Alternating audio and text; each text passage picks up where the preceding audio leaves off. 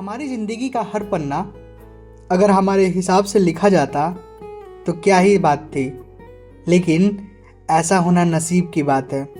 कई बार हम उस दरवाजे के पास जाते हैं जो हमारे लिए है, लेकिन वो खुलना नहीं चाहता। तो कई बार हमारे पास खुद वो दरवाज़ा आकर खुलने को तैयार रहता है। आज की कहानी भी कुछ ऐसी ही है, जिसमें प्रेम, दोस्ती और सादगी है। ये कहानी है 3 प्यार करने वालों की, बर्फ़ी, झिलमिल और श्रुति की। कहानी बहुत साधारण है, जिसमें हमें श्रुति दिखाई जाती है, जो अभी अपने माँ और पिता के साथ दार्जिलिंग आई है, और उसे मिलता है बर्फ़ी नाम का एक लड़का, जो जन्म से ही गूंगा और बहरा होता है। कहानी में आगे दोनों में धीरे धीरे बहुत अच्छी दोस्ती हो जाती है, और ये दोस्ती कब प्यार में बदल जाती है दोनों को महसूस नहीं होता। बर्फ़ी काफ़ी मज़ेदार, हमेशा खुश रहने वाला और केयरिंग इंसान होता है। भला उसके साथ रहकर किसे उससे प्यार नहीं होता, लेकिन बात ये थी कि श्रुति की शादी कहीं और फिक्स हो चुकी थी। लेकिन फिर भी बर्फ़ी अपनी तरफ से पूरी कोशिश करता है और उसके माँ बाप के पास जाता है, लेकिन अंत में वो हार जाता है। और फिर श्रुति अपने माँ बाप के साथ अपने प्यार को अलविदा कहकर कोलकाता चली जाती। इधर बर्फ़ी की हालत कुछ खास नहीं रहती।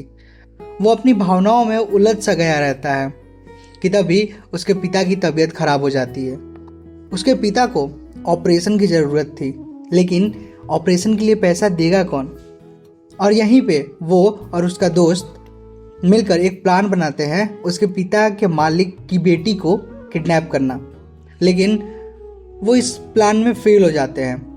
बाद में बर्फ़ी तंग होकर एक बैंक को लूटने जाता है, और वहीं पुलिस उसे देख लेती है और वो पुलिस से बचते हुए वहाँ से भागने लगता है।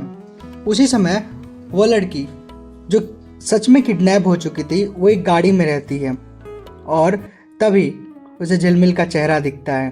तभी उसे झिलमिल दिखती है। वो झिलमिल को कुछ दिनों के लिए अपने घर में रखता है ताकि उसके पिता से वो पैसे निकलवा सके।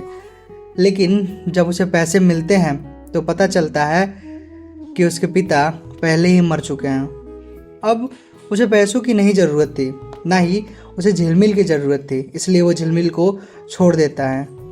लेकिन झिलमिल जाए किसके पास, क्योंकि उसका पिता उसे रखना नहीं चाहता था और उसकी माँ उसके साथ सही नहीं थी।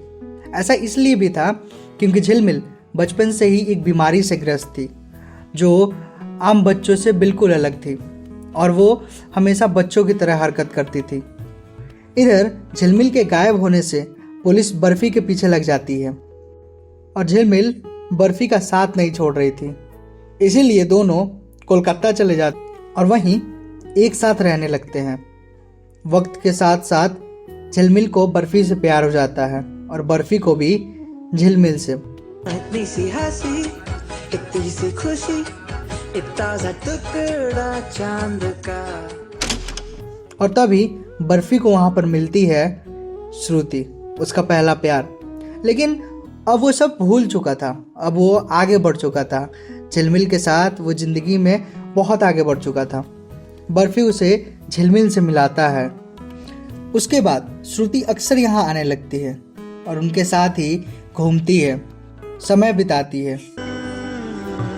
करते हैं हम आज कबूल क्या कीजिए,